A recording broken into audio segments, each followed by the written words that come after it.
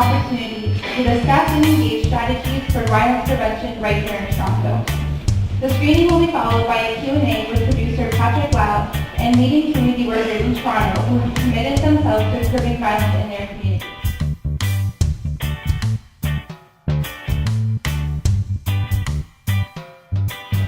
The discussion will be moderated by Ilu Carmina of the youth engagement organization Concrete Roses and will also be Skyping in Kobe Williams, one of the instructors featured in the film. This will be a very special conversation, so please stick around after the credits.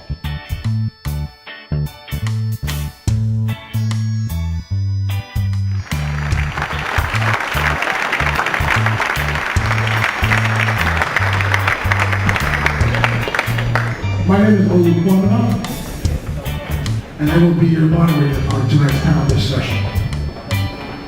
We're going to spend the next 45 minutes exploring some of the themes and concepts highlighted in tonight's documentary. Here to help us tonight is one of the co-producers of The Instructors, Mr. Patrick Lau. Patrick Lau joins us tonight.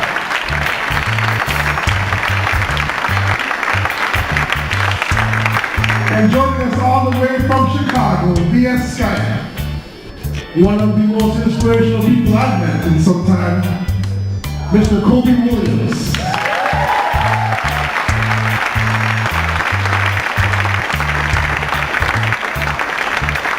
Good to see you, Kobe. In order to provide some local context to the issue, we have with us tonight Mrs. Donna Harrow, the Executive Director of the Osborne Park Community Center. Donna Harrow.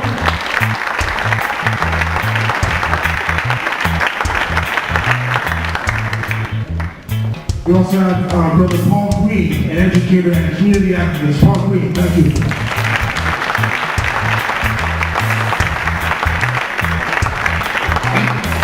Mr. Stephen Minton from the City of Toronto Crisis Response Unit, Supervisor.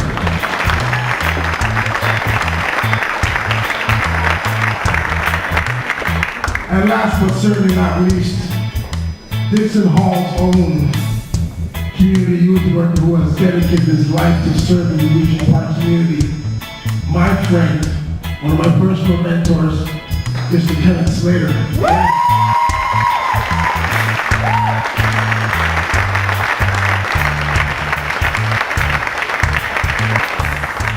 I think this idea of violence as a disease is something that hasn't been touched on in the same way.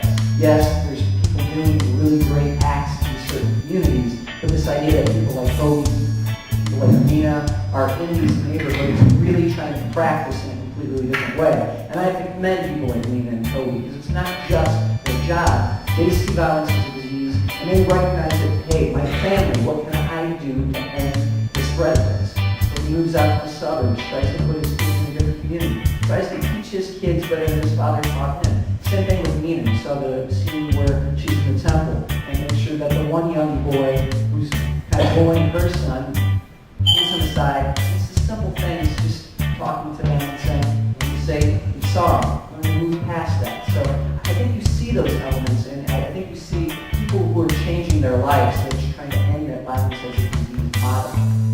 First of all, before you can do anything, you got to be able to build relationships out in the community.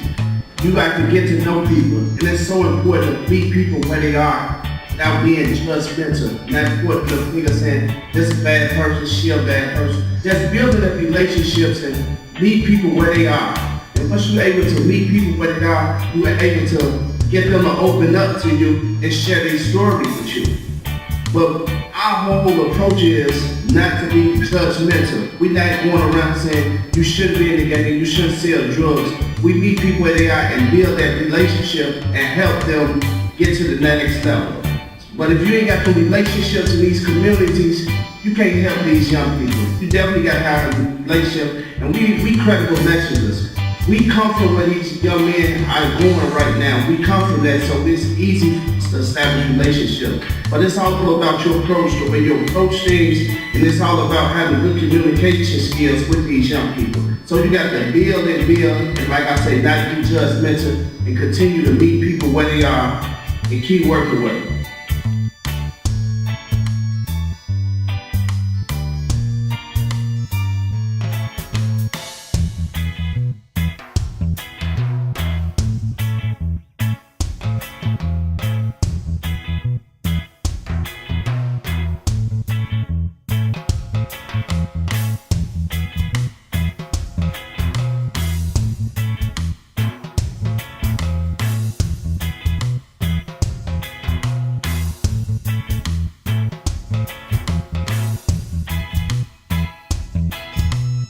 all, I'd like to thank all of y'all for having me here on Skype to be a part of y'all. This is very great. I really appreciate it.